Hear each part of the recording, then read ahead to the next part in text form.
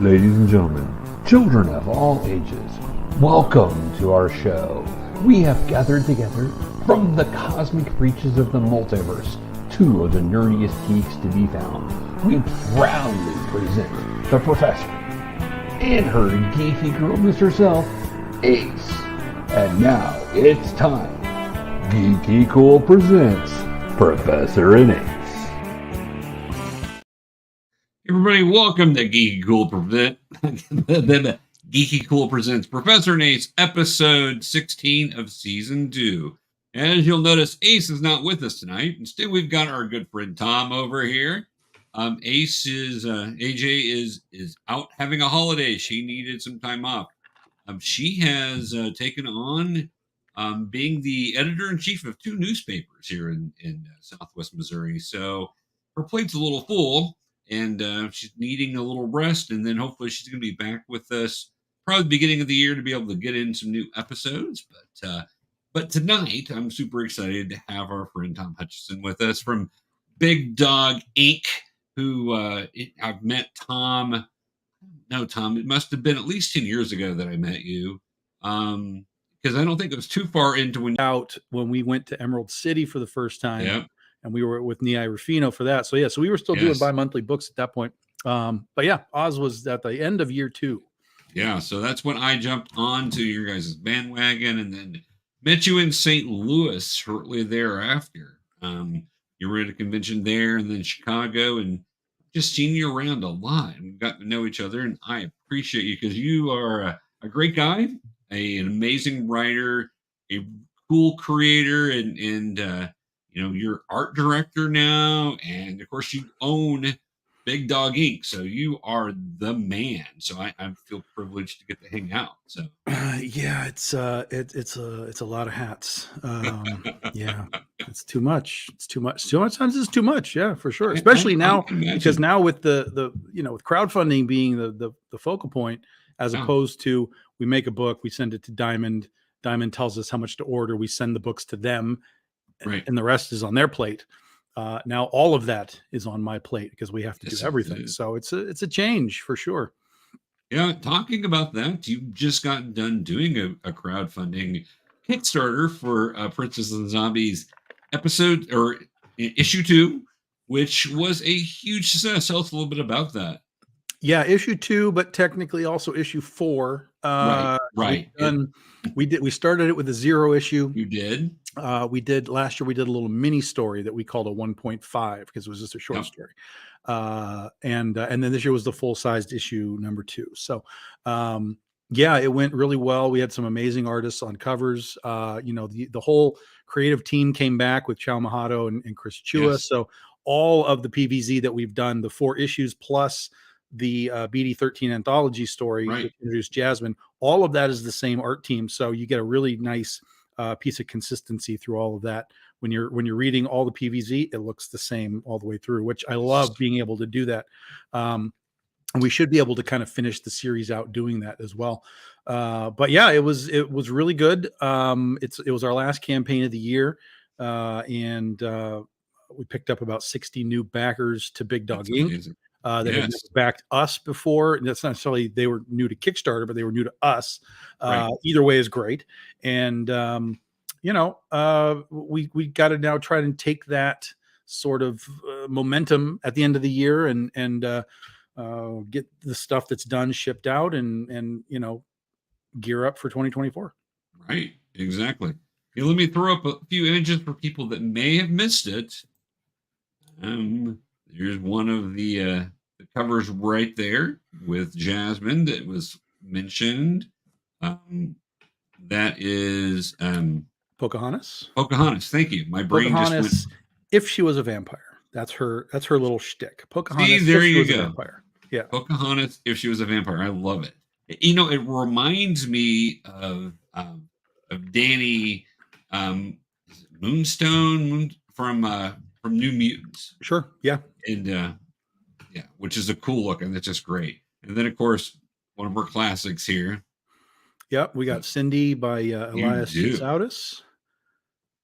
You got to always have to record your zombie kills for the internet. That's exactly right. which is awesome. Yeah. So for the covers, for those of you that may have missed that, because you may want to look to get in on that at a later time. But Princess and Zombies, I have been reading all of them, and I'm enjoying it to death. It is such a blast. I was explaining to one of my buddies actually before we got on here. He was telling him that I was interviewing you, and I'm telling him about this book, and I'm like, think of Disney princesses, but set in modern time, and there's a zombie apocalypse, and they're going and killing zombies. I mean, it is just too fun not to enjoy this. Yeah, I mean it pretty much tells you what it is right in the title. You kind of get what you pay for in the case of this book. So it's a little Disney, it's a little Walking Dead, it's a little Buffy the Vampire Slayer, Yeah, and it's just nonsense. It's completely different from anything else that I write. right, In that it's so sort of off the cuff. All of these characters are so sort of polar opposite to each other, even though they're all princesses. Each one is very individual to right, herself. right, And so, when you put a whole bunch of personalities together in one box, they're going to bounce off of each other differently. Some are going to get along, some are going to, grind a little. Um, but and then when you're just tossing in, uh, uh, you know zombie genre Easter eggs and just sort of meta jokes. Like right, there's a character at the beginning where she actually sees the zombies kind of roaming through town, and she immediately looks at it and she's like, oh, it's just some people, they're just zombies, they're just zombie costume people. right. um and somebody else, did they look good? They're like, yeah, they look pretty good. They're not bad looking zombies. And then she guns the car and runs off, and she flips them off and says The Walking Dead sucks. So just nonsense like that. There's comic book jokes, there's zombie Right. jokes. It's all inclusive nonsense. If you want a good time, though, this is a book to buy right here. It is get into for the next run, or when it's available to pick up these issues. Do that, because this is just pure unadulterated fun. So Yeah, and the first three issues, the 0, the 1, and the 1.5, they're all available on our website right now. The 2 will be available on the website once the backers get their stuff around February.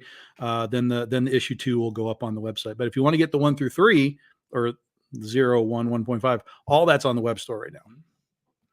and I have all of it. I do suggest checking it out, guys. It's tons of fun. Check out the site, which is, tell us the site again, Yeah, it's Tom. just www.bigdoginc.com. That'll take you There right you to go. the store.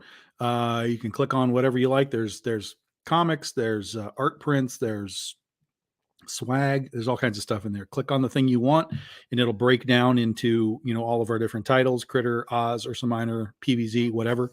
So you can hyper focus where you want to be, or you can just bounce around and see what we got. All right, sounds good.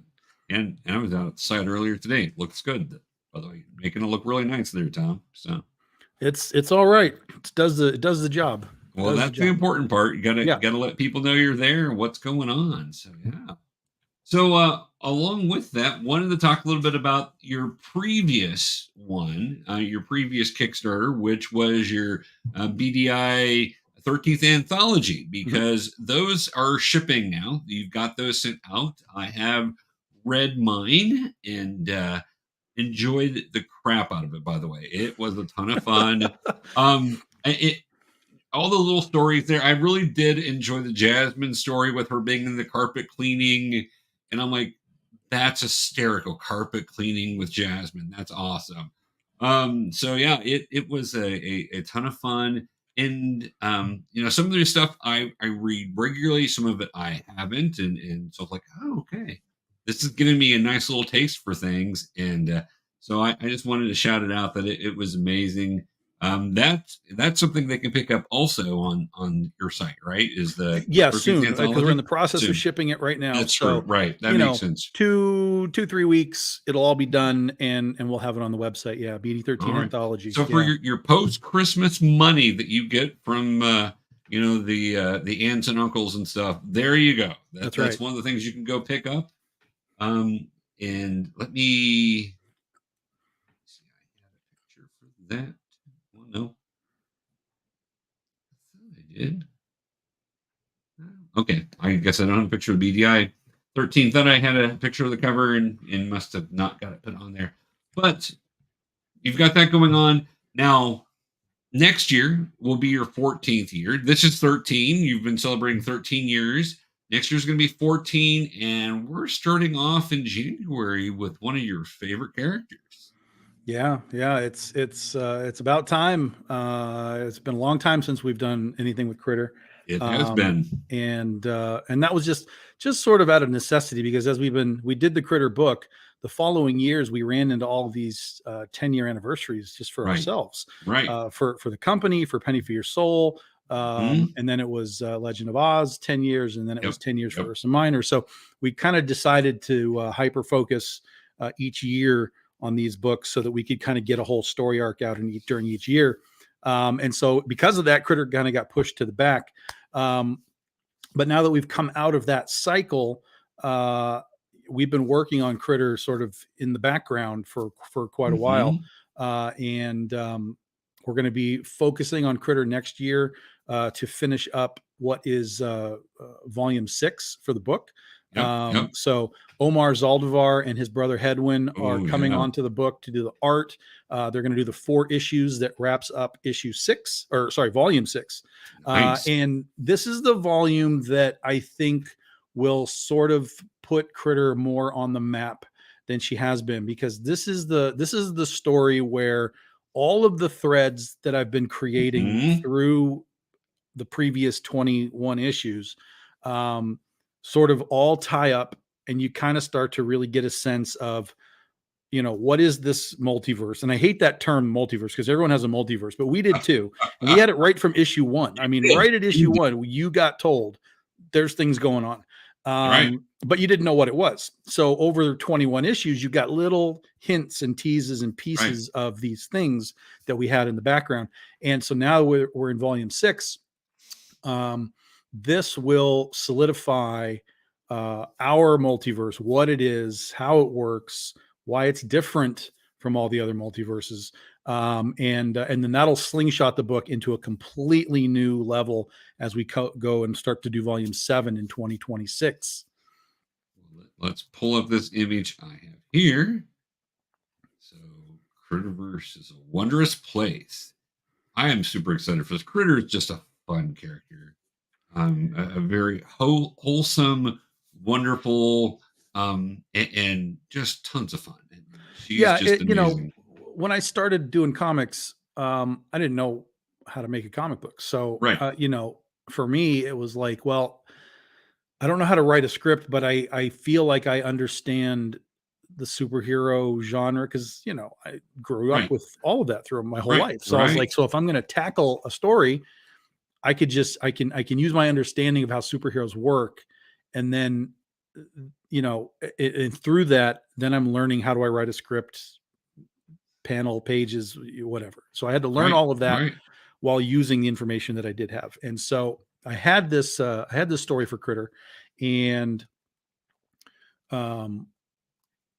it was actually the first thing that I had written, and the only reason it wasn't the first book out, because in 2010 Penny for Your Soul came out first. The only reason it wasn't the first book out is just because the artist was slower than JB was with Penny.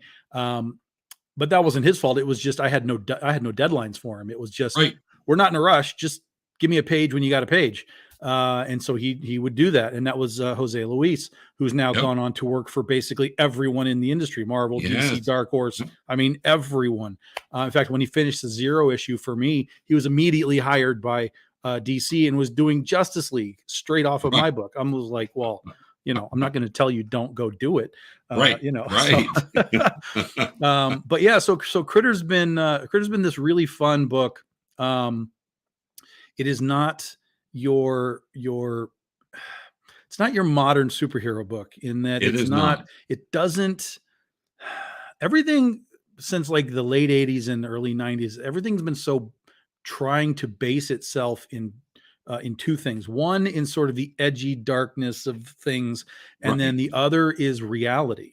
Right. And I reject both of those things for superhero books. Doesn't mean you can't do it, but Right. when that becomes the permeating tone of Right. everything, that is boring. I You've agree. got to be able to have your deviations of character and tone. It's like when we talk about the movies, the DC movies, like Zack Snyder did dark Batman and like darker Wonder Woman. It's just like, these aren't these characters, that may work for Right. Batman. That's Right. not Superman, right? That's Right. not Right. Wonder That's Woman, exactly right. So, so for me, I was like, I want to make a book that has all of the things that I loved about superhero comics as I was Yeah. growing up, regardless of what I was reading. And, and that's secret identities. It's, fantasy costumes. I'm not worried about the reality of a costume. It's a little bit of science fiction involved with there, cool, bizarre villains.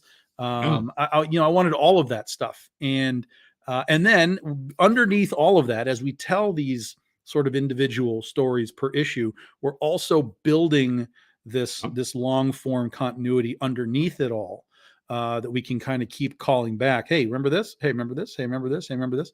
And now we get into volume 6, and all of those remember this stuff is now going to be like, oh, hey, remember that?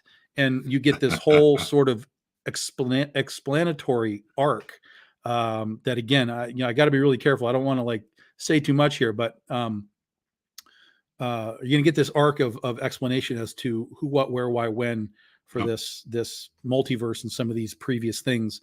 And I think it's going to be really cool. And then, like I said, once we're done with that, we springboard into a completely new phase of what Critter will be. That's amazing. Well, just so you know, I grew up in that same time frame of loving comics for the same reason. And and I know we've talked about that, but yeah, that's why I love Critter so much, is because it takes me back to my childhood when you could just enjoy the superhero comics for what they were. Mhm. And the really well written ones did have those underlying plot threads. You're like, Sure. I remember first ones I remember doing that was Spider-Man in the 70s, where you would get that thing that would pop up kind of at the end of the issue, like, oh, we're going to move that along, but then we're not going to address it for a couple more issues, and then a little more. And then I think about Harry having the drug problem and how it kind of set underneath things for a long time. Also, it springs up to be a big issue. And so I've always loved that. X-Men were that way in the 80s, and so was the new Teen Titans. Super well written stuff with those little things underlaying. And then when they pop up, you're like, oh my gosh, I can't believe you did this. So I'm super excited for this, Tom, because I've been waiting for a couple of those characters to understand who they were and what they're doing since issue 1. I've been like, who is this? Yeah. And then I'm like, we haven't seen, oh, there he is again, but just in a small scene here. Okay, what's going on? So for fans like me, that's going to pay off a lot. I'm super excited. For new readers, I think that'll be real exciting also, because you'll be able to get caught up, because you've got the volumes that you can buy out there, which are an amazing way to read it if you've missed those single issues. And those volumes are amazing, well crafted. With the stories are in there, are really perfect. I've got some of my Critter stuff is in the volumes. So yeah, I'm super excited for it. Now, along with that, though, Critter is coming back to comic book stores. Big announcement today from you about Critter going to be in previews and ordering it at your comic book stores. Yeah. I know that's where you were originally, Right. and you're bringing Critter back to it. So how does that feel? Yeah, that was all been done, and Nerd Press. They, I had been doing shows with Ben Dunn for a while, and he kept talking about, oh yeah, we pick up these guys, and these guys, have these books, and then we just take them, we put them on in the retail market, and I know a couple other companies have been doing that, like Scout Comics has been taking Kickstarter people and putting their books on, and so I just, we had kind of left the retail market behind when we moved out of Aspen a few years ago. Right. And our whole thing was, we're just going to go to Kickstarter and see if we can create a direct to customer sort of method. And we have. That's what we've been doing now for 7 years. But at the same time, leaving the retail market behind was never really like a happy choice for me, Right. you know? Right. So while we've been successful with Kickstarters, I feel like there's absolutely an audience for what we do Hmm. that, to be perfectly honest, has no idea where we are. Right. In fact, there was a guy at Akron Comic Con just last month who came into Akron Comic Con and he's like, "What are you doing here?" I'm like, "What do you mean? This is like our fourth or fifth year at Akron Comic Con." He's like, "No, I mean, I thought you stopped doing comics." I'm like, "We've never stopped doing comics. We went to Right. Aspen, we broke out, we've been doing our own thing for crowdfunding and so on. New. And his mind was just blown that we even existed anymore. So I know for a fact there are going to be people that are like, Big Dog Inc. still exists? Like, what is Right. going on? And so, we kind of hope that even though these are reprints that are going back out through AP, we hope that it will sort of trigger the audience of like, oh, wait a minute, Hmm. Big Dog Inc. Like that's still a thing. And maybe they do a little research and they come find us and see what's going Right. on, Right. through the social media sphere. But yeah, it's very exciting. We have Narcelio Sousa doing new covers for us. And he's doing kind of tribute covers. So what Nice. we're doing is we went back to the original covers that the original artist FICO Osio did. Mhm. And FICO, again, he's another guy that went off and went to IDW. He was Yep. doing Transformers and GI Joe. Like, I mean, just madness, what all of our artists have done with their careers. So what we did is I had Narcelio look at the original covers that he did and sort of do what we're calling tribute covers. So they're similar. They're not like straight homages, Right. but they're Right. very similar so that we can still get the story beats that we want. But it's a new cover for people that like to collect new covers, and then for people that are just new to Critter, they get that little piece of the story element to go along with the variant covers that we're going to do too.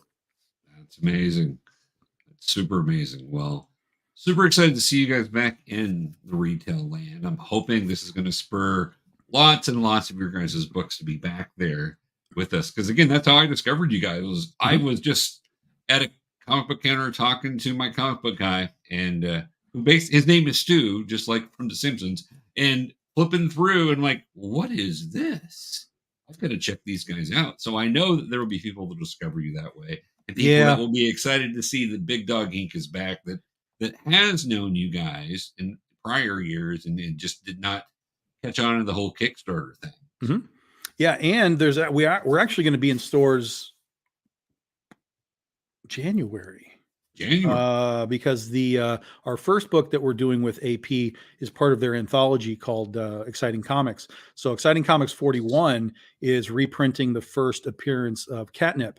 So that Yes. actually will appear in, I think it's January, because it was in the November previews, I think. Uh-huh. So November, December, January. So late January, maybe early February. Exciting Comics number 41 will be out.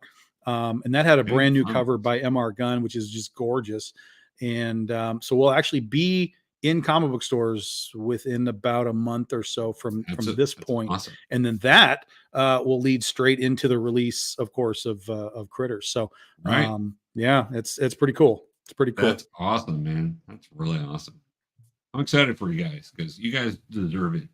You guys are always doing great work.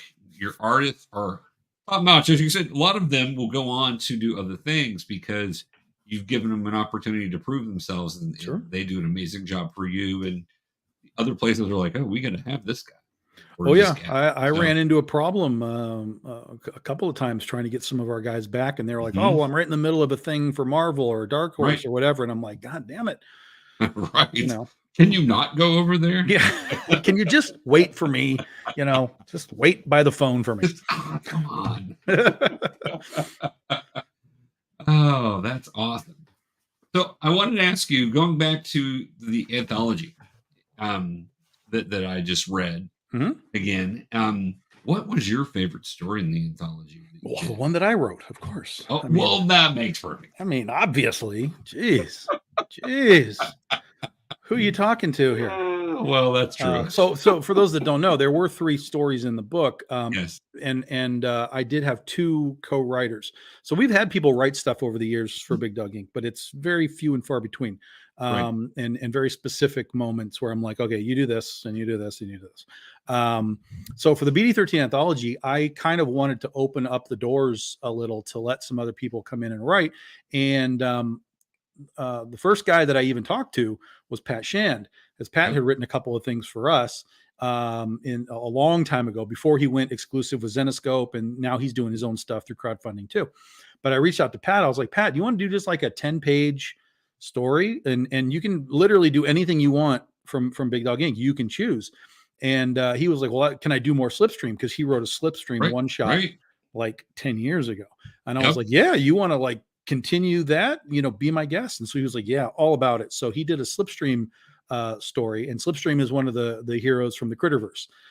So that was even cooler too, because that kind of allowed the Critterverse to kind of pop back up before we run into Critter in 2024. So good synergy, Pat. Well done.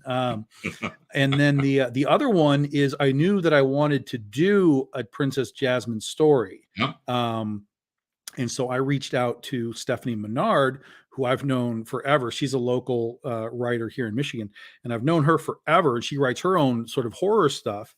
And so I was like, hey, do you want to like write Princesses versus Zombies book story for this thing? And she was all about it. She was like, that's 100% yes. So it was super easy. They were just on board in an instant. And then the book that I wrote is called Yeehaw Vampires, which is a spinoff from our Ursa Minor book.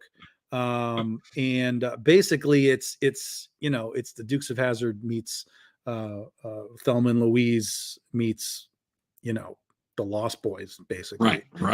Just a couple. It's the origin story of Dawn, how she becomes a vampire. And that was done by Carlos Reno, who's one of those guys who's now off doing stuff for Dark Horse. He was the artist for Legend of Oz for the past, 8 or 9 issues or whatever. So I was lucky to get him back for that story to do that. And yeah, that was cool to do. It was a kind of a strange story. Cause I didn't know how dumb to make it. Right. Like it sounds dumb. Like it's Thelma and Louise and the Dukes of Hazzard. Like it sounds dumb. And there's a dumb aspect to it, that I think will kind of grow out of it. Not dumb and like it's stupid, but just dumb fun. Right. Vampires in the South driving cars around in the middle of the night. Like that's weird stuff. But I wanted to kind of take the dumb out of it initially and kind of focus on something that we haven't really done in Ursa Minor yet, which is how the vampires make new vampires. And we all know this. We know how it works. You get bit, you become a vampire, whatever. But there's often little idiosyncrasies to it, like your first kill or your first blood to drink, or whatever it is. And so I wanted to tell that kind of a story. So I came up with this strange little story about a birthday party where this group of kids. In Ursa Minor, everybody knows vampires exist. It's a readily known thing. Vampires, werewolves, all that is real things. So they go to this vampire house in the middle of nowhere for this girl's birthday party. Basically the idea is just like, for the birthday, like we're going to take you to go party with vampires. That's the underlying theme of it. And then when they get into the vampire house, this is where things go a little cockeyed. And then we learned that, and then we learned that Dawn had some ulterior motives and on and on and on and on. So, I got to kind of play with the dumb a little bit, but still kind of also create sort of a poignant moment, for Dawn and Daisy, in their sort of interaction, that then leads to, what we're going to do with the car and just the adventures of the vampire girls, as this sort of concept would move on. Well, and I loved at the end where she slides in through the window. It's like, but the door works. Well, I just saw it on Yeah, a yeah, TV yeah. show. There was no way there was. So it's like I said, it's very Dukes of Hazzard. So Dawn comes out and slides across the hood, Yep. and Daisy's like, "What the hell are you doing? You're scratching the paint." And then she slides in the door, and then Daisy just opens her doors. Like, the doors work. What are you Right. doing? Like, Exactly. so I had to, again, we rolled right from the poignant into the dumb. Right. And so I think you get a lot of sort of roller coaster stuff through this little 10-page story, You do. and then it'll just lead into the, like I said, the adventures of the vampire girls, as we push it forward. But yeah, I didn't want to just like fully rip the Dukes of Hazzard and have the doors welded shut and all that kind of stuff. I'm like, no. I noticed the number on the car was 10 instead of 01. Yeah, well, we did that because like this whole concept came from one cover. So when we did the Ursa Minor 10-year anniversary, we did a cover with Daisy. It was for a series of covers we called Lost Girls. And basically the idea is we took 80s characters and turned them into vampires. So Brian Peterson was doing all of these, and I had the idea to do basically a Daisy leaning against the General Lee car. But then instead of the Confederate flag on top, it has the Transylvanian flag on it. Instead of saying General Lee, it says Vlad the Impaler on the top. And then so we inverted the 1 to the 10 because it's our 10-year anniversary. So it all played really, really well. And the cover just was so popular that I was like, man, I think we got something here. I think there's a fly in the ointment that we can pull out of there and play around with and see what we've got. And then that's where that came from. That's the entirety of it. It was not an intended thing of like, we're going to make Daisy Doom. It just came about because everybody liked it. Well, and it's a fun story too. It's a lot of fun to get a hold of that. And I had not seen, I knew we talked about that cover prior, but I had not, I didn't pick up that issue. So I did not have that cover. So I was enthralled by it because I'm like, okay, let's see where this goes. Because this, especially when they're showing up at the house for vampires, it's her birthday, and vampire lets her in like, you said it was her birthday. I'm like, oh wow, okay, what could go wrong to celebrate your birthday with a house full of vampires? Really, what could go wrong? It's a complete, like this is the mindset of the dumb teenagers, basically in any, it's not even like an era. It's like teenagers are stupid in all eras. And so, and then in our story, like I said, everybody knows that vampires exist. They're just a thing, they are accepted that they're out there. So, one of the sort of, again, behind the scenes elements of Ursa Minor is, yes, the vampires exist. Yes, they exist within society. Everybody knows. But at the same time, vampires are causing problems. Vampires are creating speakeasies where they're chowing down on citizens. So, again, it's just dumb. It's like, why would we ever just say, sure, vampires come into our society and live among us? Like, we know that's a problem, but we're dumb. We're all dumb. Well, there would be some group protesting for their rights. That's right. 100%. That would happen on a college campus.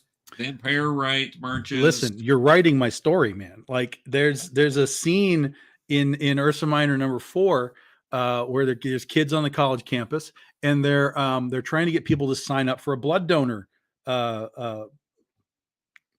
system, so that if the vampires get thirsty and they don't want to go out and kill people, there's a blood donor program where people will go to these vampires wherever they live or whatever, and they allow themselves to get bit and have their blood drained so that the vampires can survive. So yeah, that's 100% part of the Ursa Minor universe is the blood donor program, and all, there's teenagers and stuff trying to, help the vampires survive. Well, and you just know it would happen. It would in today's day and age. And I think you're right. It would have happened with any of us being stupid teenagers. We would have been doing all sorts of crazy stuff with that. 100%. Yeah. Yeah. I'm And then so so glad that there were no video cameras around when yeah, I was right. that age. So that is going to actually, that blood donor idea, that is actually going to roll into a short story next year for our BDI 365 initiative, which is where we go into the calendar year and we find special days like Goth Day, Princess Day, or whatever, and we do little short stories with them. So like this year we had National Pillow Fight Day, we had Alien Abduction Day, Yep. we had Video Game Day, so we did all those. So next year, and we haven't even announced this yet, so exclusive for you. Right. Yeah. National Blood Donor Day is going to Nice. be a story next year, which will be a little Ursa Minor short story talking about this blood donor system that exists within the Ursa Minor story. So That's something to look awesome. forward to. Thank you, Tom, for giving us the exclusive. I love it. So thanks. All right. Well, along with Critter, what else is planned for next year? I mean, I know you're looking at 4 stories for Critter. Yeah. Right. I mean, we're going to have, so it'll be a focused on Critter. We're going to have our Goth Day. We'll be back again for issue 4. There is the possibility of doing our next action figure next year. Nice. I can't guarantee it yet because it takes some time to get all the molds and everything done and create a prototype and get it painted and that takes some time. So it may or may not happen. If it does, it'll probably be late in the year. But that is a possibility that we will have the next action figure. Nice. Other than that, like I said, we'll be doing Goth Day. Yep. We are looking at potentially doing a BD14 anthology because Nice. everybody seems to have really liked this, what we did with this. So that might be a possibility. There's also a chance that I modify that into something else that is a little more critter oriented. I've had a couple of things in my head that we might kind of go one way or the other on that. And then, like I said, we're going to do a bunch of our BDI 365 days. One of the issues is actually going to be 3 days in one because they all happen in the same month. And I figured out a way to take all 3 of them and create a story that focuses on all 3 days in one story. Nice. So that'll be one of them. And then the other one is, of course, Blood Donor Day. And then on our Patreon, our patrons are going to get to vote on another one of the BDI 365 stories. So I'm going to look on the calendar and figure out a few things sort of later in the year that we can plan for. And in January, our patrons are going to get to vote on one of our BDI 365 stories. So I don't know what that one will be yet, but that'll be aimed for late in the year. So if you want to get in on that, check out the Patreon. Yeah, Patreon is really fun. We've got like 28 people there now. Basically, you get to watch, if you're into how the soup is made, as they say, you get to watch everything get made. You get to watch the lines, the colors, the logos, all the design stuff. Everything that we do, we show them first. They get to watch it all happen. They also get what we call Patreon perks, where if you're a patron and you happen to back one of our Kickstarters, you'll get a bonus item. We've been doing these sketch cards, like original art sketch cards. So you get original art, free sketch card if you're a patron and you back a Kickstarter. Video Game Day is a little different because we're going to be doing this actually. We just got these in. So Video Game Day, which will be shipping sometime in the next, probably early January. We've got this supersized metal card with all the girls playing video games. Yeah. So it's like three cards in one. Instead of breaking them to like just, fit together, I was like, nah, just make one super card. That's awesome. So we've got these super cards by Brian Peterson. So all of our patrons that were backers for Video Game Day will get one of those added to their pack for free. That's amazing. Yeah. And then and then the other thing is that there's 2 levels. So there's a $5 level. You get all the posts, just come in and enjoy yourself. And then there's a $10 level where every 6 months you also get a new variant cover that is exclusive to patrons. And they just get a free variant cover just sent to them. So they're going to get those in January. There's a few more weeks. and they'll get their free 6-month comic book, and then we'll start the next cycle. So if you want to get in on the cycle, join Patreon right now, and we're going to start showing you all the critter stuff coming up here soon. Big Dog Inc. Patreon, is it? Yeah, it's patreon.com/Big Dog Inc. There you go. Yeah. All right. So check that out, guys, because you definitely want to get in on that. And I saw the images you had posted for Video Game Day. Those look amazing. Yeah, they were fun. They were fun to do. When we do those special days, they're small campaigns. There's only a handful of the books. We only do like 100 of the regular covers. The variant covers are usually printed to order. They're just super fun, and it was a really fun story to do. We also got to put in. This was the 40th anniversary of National Lampoon's Vacation, so we got to put a little bit of a vacation homage into it, in addition to the Video Game Day stuff. So yeah, we like to kind of fill up, especially those little weird stories like that, because you can kind of do whatever you want. Those are a lot of these things are what we call camp crossover.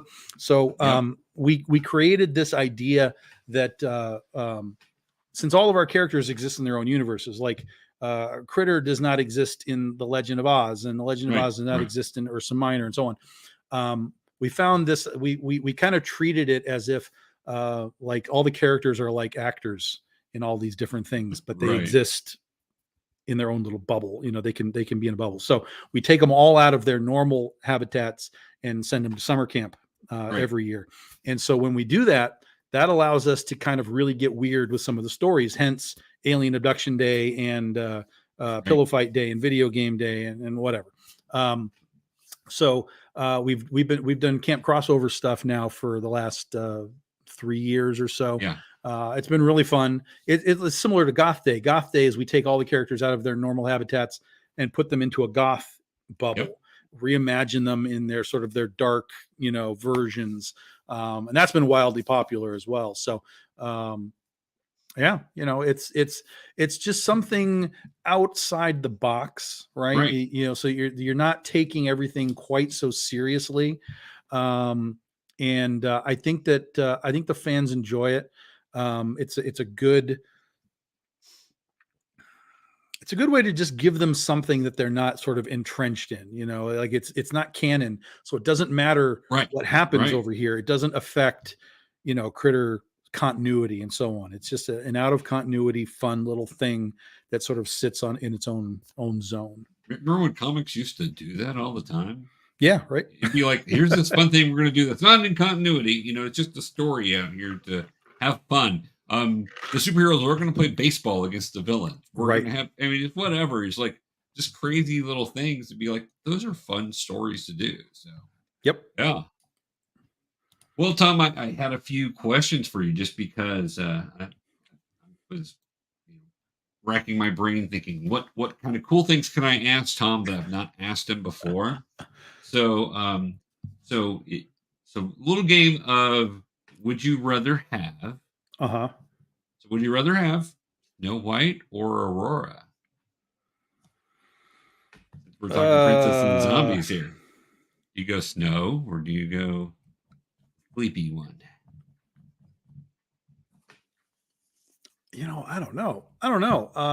Probably Aurora, because anyone who's good with taking a nap, that's probably good. That's probably really good.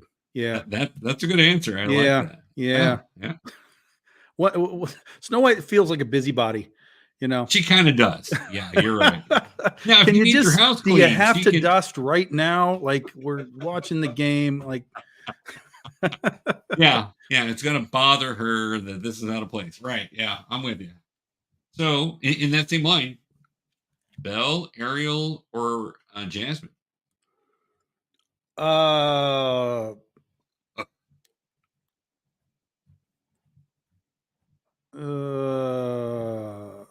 Probably. Oh man. I know it can't be Belle because she's a reader, and that's just not going to work for me. because I'm not a reader. So She's we gonna are read not. all the comics though. That's true. But she's a book reader. She's a Yes, book reader. That's where that's going to clash, I think.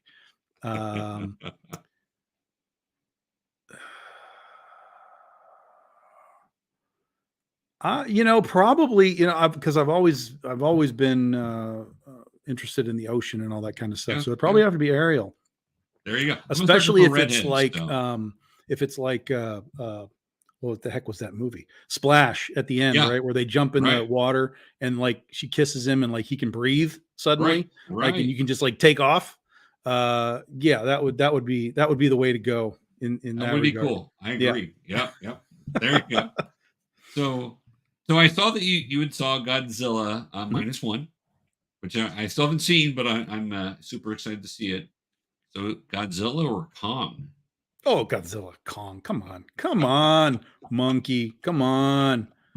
Stop. Oh, okay. Stop with King Kong. Oh my God.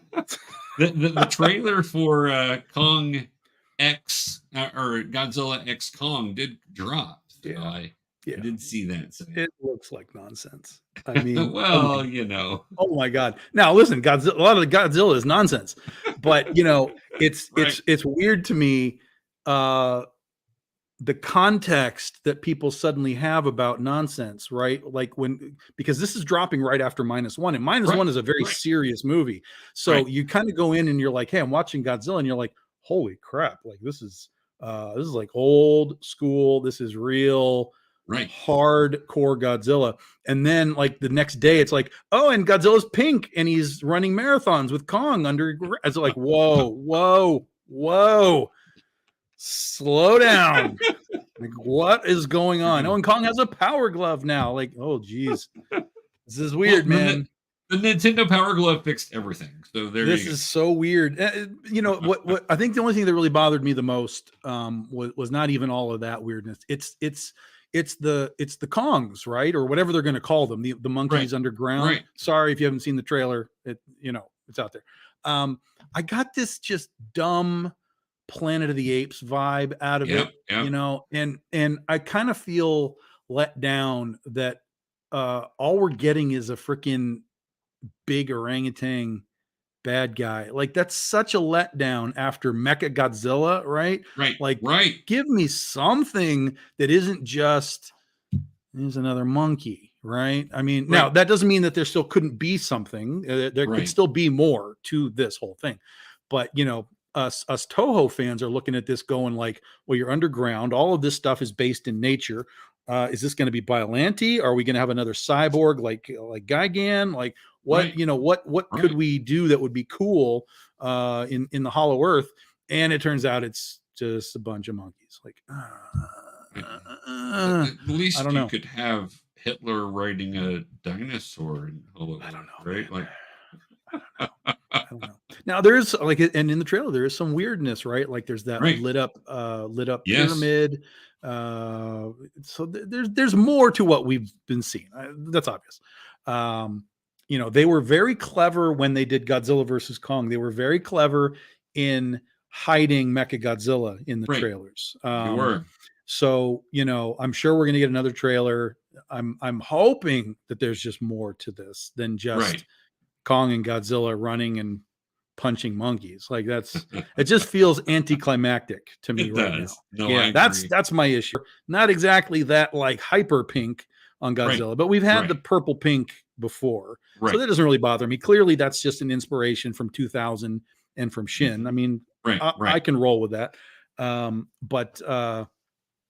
Just the kind of the story that I feel like we're going to be getting. Like that was my problem with Godzilla versus Kong. It's like the story wasn't there. There really was nothing there. And all of the story points that we should have gotten, like Kong's enclosure, how all the inhabitants died except for the girl. Like, how did they build that in time with the storm closing in? What about Ren Sarazawa? What about Ghidorah being an alien species? It's just like there was so much story that they were like, it kind of felt like it was a Rian Johnson, version of Godzilla. Like, we could do all that, but we'd rather just do it this way. Well, So and we'll just- it's not that I didn't like it. It's that I felt like, we got kind of a stripped down version of what could have been a really cool story. Right. And we just got the Flash, and the Flash was great, man. I mean, you got 3 huge fights Right. and everything, Godzilla's blowing holes in the earth. Like, this is cool, man. But like, the story just was so nothing. Right. And then the chick, what's the chick's name? Madison and her people, like, they had no purpose. Their They entire didn't. purpose was to get to the end of the story and pour vodka on a computer. Like, what are we doing? We can't write something better than this little group of people ending up in China and pouring vodka on a computer to stop Mechagodzilla. Like, oh, holy cow. So, story wise, it was wildly disappointing, but Flash was good Flash. It was a pretty movie. Yeah. It was fun to watch. Sure. But the story wise, I'm with you. The story, Yeah. you're like, it seems like they missed some stuff. Yeah, you give me a couple of details, and I'm like, wait a minute, tell me more about that, because that feels important. Right. Let's kind of focus on this for a moment. All right. Yeah, I'm with you. Yeah, with you completely. So, well, talking about that, who's your favorite Godzilla villain? That's really hard, because I growing up the way that I did, sort of the real answer is Ghidorah. Yeah. But there's a lot of people who grew up and saw Megalon a lot on TV. Like, it was just on TV all the time. Right. And so people really attached to that guy. And he was a cool design, but it's not a great movie. But he was a cool design. I always liked Gigan. And of course he teamed up with Ghidorah in what is sort of almost becoming my favorite Godzilla movie, which is Godzilla versus Gigan. Yeah. Every time I kind of watch these movies, I keep coming back to that one. And even though it has a lot of old stock footage in it, because at that point the monster suits were just deteriorating. Right. It's such a great movie. It's got manga in it. It has alien cockroaches in it. It's got 4 monsters. It's got Godzilla Tower. It's got and they talk. The monsters talk. If you watch the Japanese version, they talk in cartoon bubbles, comic book bubbles. Really, I've not seen. And then in the American version, 100%. It's hysterical. And then in the American version, they take those out and they replace it with actual talking. Right. Godzilla and Anguillus talk, and Anguillus is a bit of a dickhead, which is just hysterical. So yeah, that movie has so much going on for it that I really like it a lot. But I think Ghidorah is probably top, and then for me it would probably be Gigan. And then, had I ever really seen Mechagodzilla as a kid, that probably would have trumped it. But I never saw Mechagodzilla till very, very late in my childhood. Really? Because again, back in the olden days, folks, you only got to watch something if someone decided to put it on TV. That's right. Even VHS, like you had to do some hunting to find Godzilla VHS tapes across all of Los Angeles. You got to call them up. What Godzilla movies do you have? And everybody has the same 3. And then suddenly you're like, oh my God, this place over here in Alhambra has Smog Monster. And you got to take an hour trip out to rent it, bring it back, watch it, spend an hour back to, return it. Like, it was a nightmare period of time, boys and girls. Nightmare period of time. None of you would have survived the 80s. If you got it back in a minute late past whatever the deadline was, 9 o'clock, 10 o'clock, whatever it was, there was a deadline there. Then you had to pay for the next day also. Yeah. Your account would get a fee on it. Then if you didn't pay your fee, they would just keep building up that fee for you. So that's right. So then you stop going to that store because you're like, oh, well, I've got fees there. Yeah, I probably owe like $200 to Blockbuster still. I don't know. Yeah, so need a new store. Yeah, it was a wild time, man. I remember doing it. It was really fun to do. Yeah, I agree. But there was a lot of movies that I hadn't seen, that I never saw for many years until DVDs started happening and all that kind of stuff. And then we got to see the stuff that we never got to see. And then now this blew my mind, as I had no idea this was going on. So Criterion a few years ago put out a huge box set of all of the original Showa era movies. Yep. And I'm watching Terror of Mechagodzilla, which is the last one in the whole series. And I know this movie like the back of my hand because I have seen it 10,000 times. Right. And I'm watching this, and immediately at the beginning, I'm like, something's different here. I'm seeing things I have not seen before. And as the movie continues, I keep seeing things. I'm like, what cut is this? How have I never seen this? And then at the very end, there's boobs in the Godzilla movie. I'm like, yo, what is this? And so I had to do a little bit of research, and it turns out that this was a cut of the film, because it was all it wasn't even just like the Japanese version, right? Because it was dubbed American all the way through. Right. So there was a version of this that was done like with all the original Japanese footage that was still dubbed for some cut at some point, some international cut. And so they took that and put it on the thing. So you got all the Japanese footage, but you still got the American dub, which was just crazy to me. So I was losing my mind. Like, this is not real. How is this happening? So yeah, it's even as deep as I am in the Godzilla lore, I'm still learning. That's awesome. I did not know that.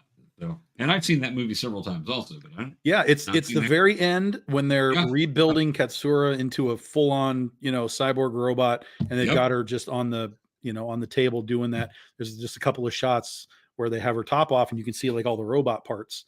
And it's just like, whoa, I was not prepared. I've not seen that in a Godzilla movie. There you go. All right, PG-13, I guess. Well, especially 80s PG-13. Today, it may be R because of that. The weird thing with today's day and age is the movies are more restrictive than they were in the 80s, but the TV shows are a lot more progressive than they were then. I mean, you can hear all sorts of words at 5 o'clock in the afternoon just watching reruns of something that would have never aired on TV even after 10 o'clock back in the day. Yep. But, the PG-13 to where you could see boobs, and you would have, you would have like 200 curse words, just boom, boom, boom, boom, boom. Nowadays, oh no, there's, you said the F word twice, so we're going to make you R-rated. That's right. Oh, okay. I'm from the 80s. You don't, I don't offend easy. I don't know. John Hughes movies. We went to show my 13-year-old daughter, and she's 22 now, but so 10 years ago or whatever, went to show her Ferris Bueller, because we're like, oh yeah, you got to check this out. Like, oh wow, didn't remember all the cursing in there, but okay, it's fine. She hears these words. I'm not upset, but it was just like, oh, I forgot, because you don't see PG-13 movies nowadays with it. So yeah, it's interesting. Yep. All right. Well, back to which would you rather have? Would you rather have a day meeting Stan Lee or Jack Kirby? Well, I've met Stan Lee, so I guess might as well take the Jack Kirby route. Better go Jack, yeah. I never got to meet Stan. I was at a couple conventions with him, saw him speak. His lines were forever long, and actually at one point I was in line with an Amazing Spider-Man 42, which is the final page, has the Mary Jane reveal where she shows up, which Mary Jane is one of my favorite characters. So I'm like, oh, so I'd come with one of my holy grails here. I'm like, oh, I'm going to get Stan the Man to sign this. I'm super excited. And he wasn't feeling well, so he left his line early, and his line was like 2 hours long anyway. So I'm in line to meet him. And so I never got to meet him. And then he got sick, and he was supposed to be at some conventions I was going to, and unfortunately passed away. But Jack Kirby, there's no wrong answer with that. Jack is amazing. Stan was always that guy with the charisma that was up front. Jack was just the war horse that knew how to make a story and how to draw things. So either one of those would be amazing. Yeah, Jack died right as I was getting into understanding the idea of comic conventions. I didn't really know what that was. Right. And so we went down to San Diego Comic-Con. Those were my first comic conventions. Wow. I think he was there for the first one. I never got to see him. And then he passed when I got to my second one. Wow. But then sometime in those early years, that's where I met Stan. He was at San Diego Comic-Con. He was sitting in at this would have been 94, something like that, 95. And he was sitting at some like comic book retailer's booth. Wow. The line was like 5 people. Right. So we're walking through the thing, and I look over, and I'm with my friend. I'm like, is that Stan Lee? And he looks, he says, yeah. And I was like, and there's 5 people in line? He's like, yeah. I was like, let's go get a Spider-Man comic and go, so we ran over. Right. And I got what had come out at that time. I don't remember what the issue was, but it was when they did all 4 of the hologram covers. Yes. And so I grabbed, I think it was Amazing, was the black one with the hologram on it. Mm-hmm. So I grabbed that, and we go over and we get in line to see Stan Lee with like 5 people. And he's just like signing books, and he's 100% Stan Lee.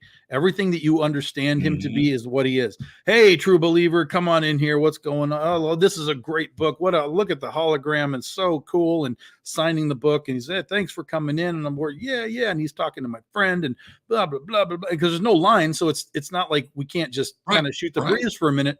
And he's just pure Stan Lee. And then he's like, hey, why don't you go down to the next table and meet John Romita. John Romita Sr. is sitting right next to him. I don't know who he is because I've never seen a picture of him, but I know who he is. And so he's like, hey, go down and meet John Romita.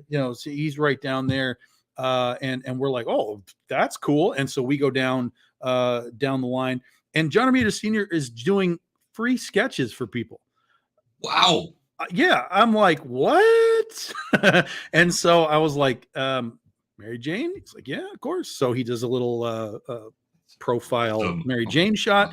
I don't know. My friend got something too, and away we went. That was our Stan Lee and John Romita moment. It was crazy. It was absolutely crazy, and completely incomprehensible to what was happening when he was doing cons over the last decade or whatever. Right. Completely incomprehensible to anyone to tell these stories of what Comic-Con used to be. Right. Before it got cool. That's true. Well, and unfortunately, I've never been to San Diego. I've always wanted to go. I remember getting a comic like in late 70s. Mm-hmm. And I lived out in the middle of nowhere, like 8 miles outside of a little tiny town of less than 1,000 people. My father introduced me into comics. So he read a lot of the 60s stuff, and he was reading in the 70s, and he got, Legion of Superheroes was one of his big ones, and Justice League. And so he introduced me into comics. And so I'm reading some comic book, and at the very back in one of the ads is San Diego Comic-Con, and come in. And I'm like, look, they're people like us. Yeah. We need to go. And he goes, son, we can never go to San Diego. That's too far away. And it's the 70s, and my parents had zero money. I mean, they were very much the definition of working poor. They did the best they could, but that was just where life was. And so I was like, one day I will go to the San Diego Comic-Con. And then, so when I finally got it where I could afford to try to check this out, that's when it blew up in popularity. And I'm like, well, maybe someday I'll get to go. So I can't even tell people honestly that it's worth going. I really can't. Because it's such a madhouse, and it's not, and I guess it really depends on what you're there for. Because if you're there for comics, you're going to be disappointed.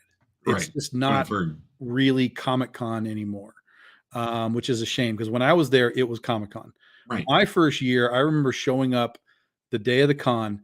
We drive up to the convention center, and the convention center is half the size that it is now, because over the years they've just expanded. So it's half the size it was now. I get there, and we drive past the front, and we see the line to get in, and it's maybe like, I don't know, 100 people. And I look to my buddy, and I'm like, I'm not standing in that line. 100 people. Think about what that is. And now it's thousands upon thousands upon thousands trying to get in. I didn't want to stand in a line of 100 people. So we drove to the back of the convention center in the back parking lot. We drove in the back just on the day. I mean, just the idea of driving in the back and getting parking, impossible now. Right. We drive in the back and we park. And I'm thinking, the line's there, but where do these stairs go? Because there's stairs in the back of the convention center. So we walk up the stairs. The stairs take you to the second floor of the convention center, where they call it the sales. They have this big pavilion outside with the sales, and then you're right by all of the panel rooms and so on and all that. So we just walk up the back, go right in the back of this convention center. No one is there. Doors are unlocked. We just walk right in, and we're like, okay, how do we actually get to the convention?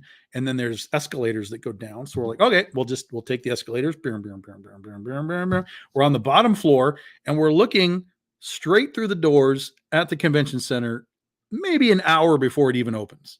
Right. And we're just kind of looking around like, that's it, right? Like, that's the place. He goes, yeah. And so we just walked in through the back. No one was there checking badges. And we realized that somebody could see us with our fan badge or whatever they want to call it. It's not a vendor badge. Right. So we just we turned the badges upside down and, just kind of walked around like this, like, oh yeah, let's see what's going on. And so we were in there on just day one, because the next day when we went in, everything was cordoned off. You couldn't go in that way anymore. Right. But we got to do it that first day, like that Friday or Thursday or whatever it was. We just wandered right in. It was crazy. And it was a good time back in the day. It was a good comic book time back in that was the days of, Image was popping, just, freshly Image. Yep. And it was comic books, man. It was comic books. As it should be. It just hasn't been that way since, the early 2000s, middle 2000s, 2005, 6.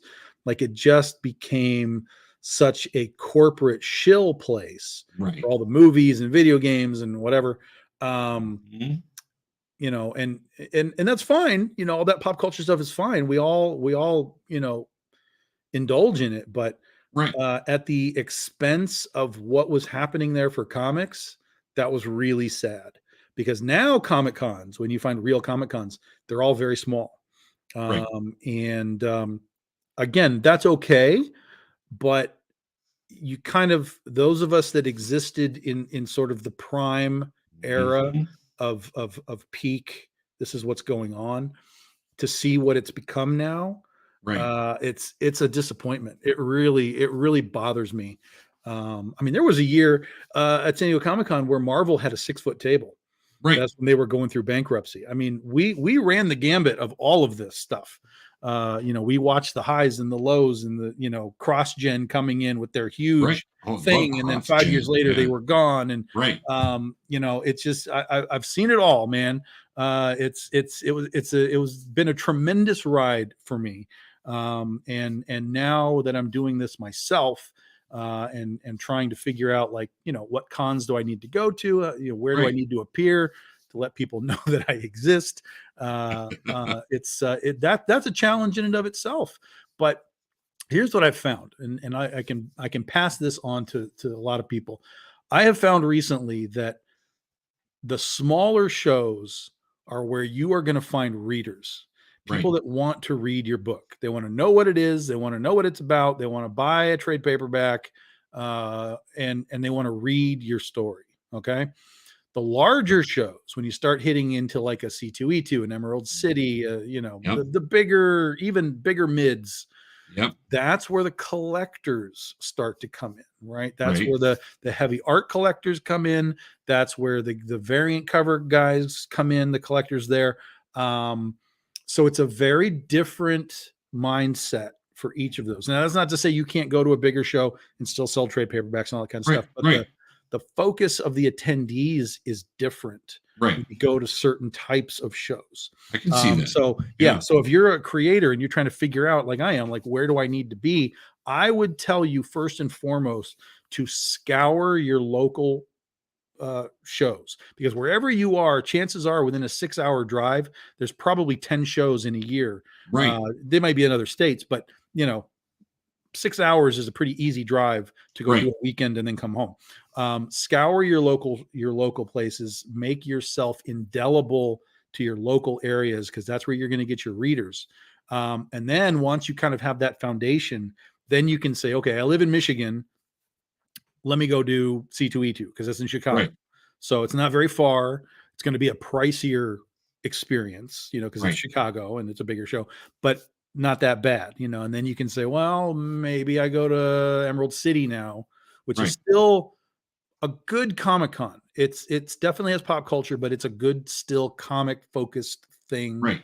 But Right. again, that's now Washington, so you're going a little further. Right. Right. But if you can really solidify yourself at cons and local comic shops, Yes. first and foremost, that's where you're going to build your reader base, and you need that reader base to be able to expand yourself into other places. That's good advice. That's very good advice. Yeah, I've watched Planet Comic Con in Kansas City, because that's about 3 hours from me, and I know you've been there. Yep. I've watched that thing grow from a really small room, just and it was almost all comic books. That's where I met Jim Lee for the first time. He was the honored guest one year, and all this stuff, to be this mega thing. But I'm very happy. For a while, they seem to be getting away from the comics, but now I know this year with 25 coming out for them, they're getting back to the comics. They're bringing in everybody. I mean, they're hitting everything, but they've got a lot of good comic book people there that are going to be there for people to get to meet. So that's super exciting. So yeah, I can see that completely.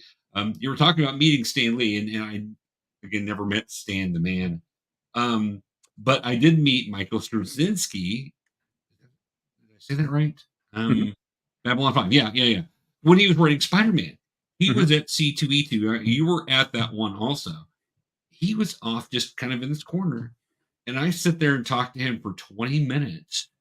Nobody had any idea he was over there, I think, because I'm like, why aren't you somewhere else? I'm like, aren't you somebody? You wrote Babylon 5. You are writing Spider-Man right now. Why am I the only one over here? So I think I had him sign 10 different comics, and bought stuff while I was there. And we just chatted. And I'm like, that is the most cool thing in the world, when you're like, here's somebody I really like, even though I didn't like some of his takes on Spider-Man, and some of that was forced on him. I talked to him about that. But still, it's like, here's a guy that I just find fascinating and awesome, and I get to talk to him and just talk to him, because he's not doing anything. He's just sitting over there. He's not drawing because he's not an artist. He's just over there. You're like, yeah. And he was just begging for somebody to come talk to him. And I'm like, that's the coolest thing in the world. Yeah, I'm in. So, yeah. All right. Well, all right. So knowing that you liked comics back in the 80s also, which do you take? 80s X-Men or 80s New Teen Titans? Oh, the X-Men. The X-Men. The 80s Titans was good, but the 70s Titans was better. Oh, nice. Yeah, 70s Titans is way, way better. My friend Keith, I love the Wolfman and Perez stuff. Like, that's good stuff. And of course, they re-energized the Titans in the 80s, 100%. But it didn't. I still love the 70s when it was still a little offbeat. Right. When it goes from the offbeat into sort of the more serious 80s. Again, we talked about that, sort of the more serious 80s period. It just kind of lost some of that for me. See that. So I like the 70s, but the 80s also, I mean, that's a nostalgia thing for me, because that's when I was coming into the X-Men. Yeah. And so, that's where I'm reading things like the Mutant Massacre, and I'm just like, what is going on right now? Like, this is wild stuff. So, Chris Claremont, shout out. So the X-Men were huge for me. The X-Men was one of my first sort of like expansion books that I picked up, because at the time I was buying like well, like my first book in the 70s was like I bought Godzilla. That was my first ever comic Right. book. Right. And then from there, I didn't know what comic books were. So all I'm seeing are ads in the book. And I'm like, okay, what's Ghost Rider? So I went and found Ghost Rider books, stuff like that. So I was Right. a very like ad driven thing, but I didn't understand the X-Men from the ads. They had like Right. all the ads that said like Muty across them and stuff. And I'm like, I don't understand what this is. Like, I don't get it. And then one day I just took a shot at a book, and it was I think it was 210 maybe. Okay. Yep. The one where Storm and Cyclops fight for the Yes. X-Men Oh, yes. That's leadership. right. Yes. And so that was my first ever X-Men book. And Storm didn't have her powers at that point. Right. She was just doing the Mohawk thing. She just kicked And his then butt, though. yeah, and so she beats Cyclops, and that's my first X-Men experience. And I'm like, Awesome. yo, that's kind of cool. And so I got into the X-Men. I loved X Factor. I loved X Factor. That book gets crapped on so much. Even Bob Layton will be like, yeah, this is not really that great. I'm like, no, dude, this is a fantastic book. Is it perfect? No, but it is absolutely super fun. The idea of bringing all of the original X-Men back together as mutant hunters is great. Rusty and Skids are great. You get Walt Simonson comes on with Apocalypse, and then Archangel, which is, again, Archangel ties back into the Mutant Massacre where Angel gets jacked up in the sewers. Like, that was heaven, folks. Heaven was happening in that period of time where comics were becoming really something, and the expansion of the X universe, the New Mutants was happening, all that kind of stuff. Man, you guys don't even know. Right. I'm so sorry for what you guys get put through in comics right now, because it's not peak. Right. Man, the 80s was such a peak. Like, I mean, and I understand you got to have a valley after the peaks. But holy smokes, what was going on in the 80s, and kind of into right before the Image breakup. Right. It was a time, man, and it was a time of hyper creativity. It was a time of organic storytelling. Yes. In the case of like the X-Men, Chris Claremont was in charge of the X-Men. Right. Man. Yeah. I mean, he didn't even want to let go of anything. When they were like, we want to expand and do New Mutants, he's like, I'll write it. Every time it was something else, he's like, yeah, I'll write it. I'll write Excalibur, I'll write it. He didn't want to give up anything. Right. And it was only because he realized he can't write anything that he started to, be like, okay, he gave it to some of his editors, like, oh, you understand what I'm doing. You write that, and you write that, and so on. And, we got this huge X universe that came out of that. So the 80s, man, the 80s were special. And I would highly recommend anyone who wants to really get a sense of it to go find all those old trade paperbacks and omnibuses of Inferno and Massacre and all that kind of stuff. You will have your mind blown at how crazy cool the 80s were in general, but the X-Men universe was on top of everything. They were. I agree. Yeah. I'm right there. I basically, the first 2 issues I would read every month was Uncanny X-Men, New Teen Titans. I just read them both because I love both of those stories going on, and I'm like, does it get better than this? This is so cool. Yeah, I mean, Amazing Spider-Man right afterwards. Yeah, for me, Marv had a I don't know if it's the DC method. Like, I mean, if you compare Marv Wolfman and Chris Claremont, like Chris Claremont just felt more dynamic to me, more open to just pushing the envelope everywhere. Whereas Marv, and I don't know if it's because of George, who was drawing the book, George Perez, who liked, when you look at George Perez's art, there's a lot of smaller panels, right? And so the flow is just different than when you read like an X-Men book. X-Men just, again, felt like it was just more open. And so you get a very different sense of storytelling. It's a great way to analyze sort of 2 of the key things that were happening at the same time, but they were still very, very different. Right. And that's good. I mean, nothing has to be all the same. But yeah, Marv has his way of doing it, No, Chris most Hero's definitely. way of doing it, Yeah. and I would lean into the Chris. I get that, and I did. I lean more into X-Men myself, Mhm. but I did love my new Teen Titans also, Sure, and yeah. the whole Terra incident with the Judas contract and all Contract. that. Oh my gosh, I was like, well, she's a bad guy, but like,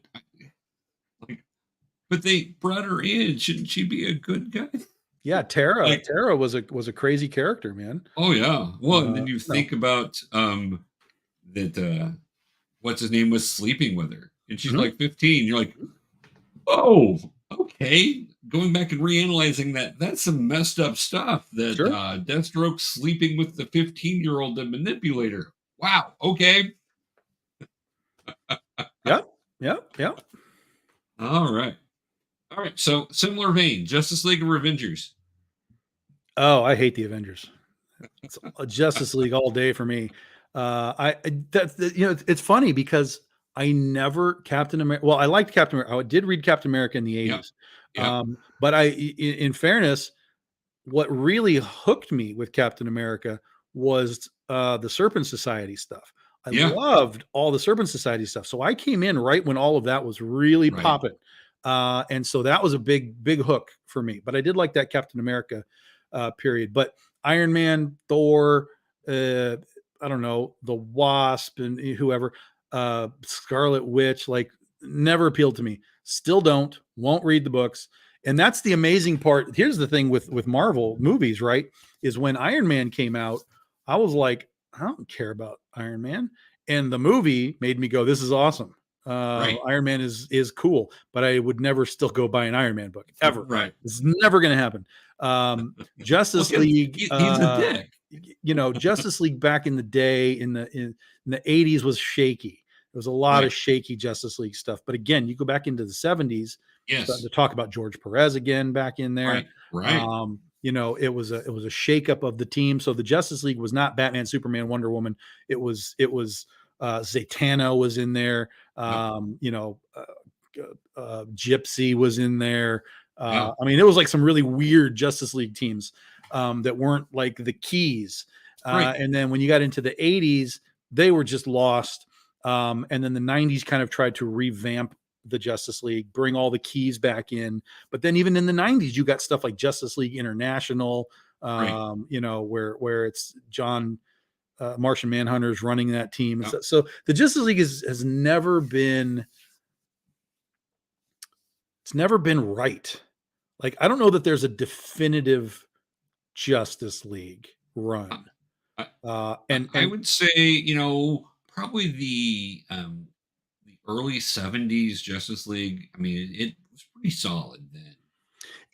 yeah, but I don't know. I mean, like there's pockets, right? Right. Of No, like, you're right. good. This was good. This was good. But there's been so much Justice League and it's been revamped and reset so many times. That's right. That is a problem. Yeah, that I don't know. You can really, if someone would be like, "Hey, what Justice League story should I read?" I'd be like, "Dude, I don't know. Got no clue." Because then again, each one is like so different for its era, Right. And I don't know. I don't know where I would tell people to go to Justice League, but That's true. I think for me, as long as the Justice League had sort of your core, I think it's readable. Right. And then if you like weird Justice League, if you like it to go outside the box, then you're talking about late 70s, early 80s is where it went outside the box. Yep. And it got kind of, it was kind of strange and weird. And there was the Justice League by Keith Giffen, almost a comedy book. And, Right. it's really strange because you would think that like the Justice League would have this like reverence to it, but I don't think it does. I really don't think it does. I think people are aware of it. I think people understand it, particularly because of the movie, with the core group of people, like they understand that part of it. But even that Justice League, man, that was a mess. So I would challenge again. I'm still picking the Justice League over the Avengers. I don't want to read Scarlet Witch stories. I don't care. But I would throw this out to the audience. Like, tell me the key Justice League story. Tell me what it is. Because there's a lot of just sort of, well, this was good. That was good. But when you talk about like the X-Men, I'll tell you to go to Inferno and the Mutant Massacre, and I could probably sit here and find other things. The Phoenix Saga. I can tell you to go to these points in the X-Men, but I don't know if that exists for the Justice League, which is kind of interesting. I agree. That is interesting. Yeah, I'm not really a fan of either one that much, even though I grew up reading a lot of the 60s and 70s Justice League. Loved the crossovers, the yearly crossover with the JSA. Those I loved. I always thought those were tons of fun. But yeah, I don't know what would be the big one there. So talking about Spider-Man earlier, Mary Jane, Spider-Man, Gwen Stacy, or Black Cat. This is an interesting one because the answer generally is Mary Jane. But I'm actually just reading again because it's to me it's maybe the best Spider-Man story ever told.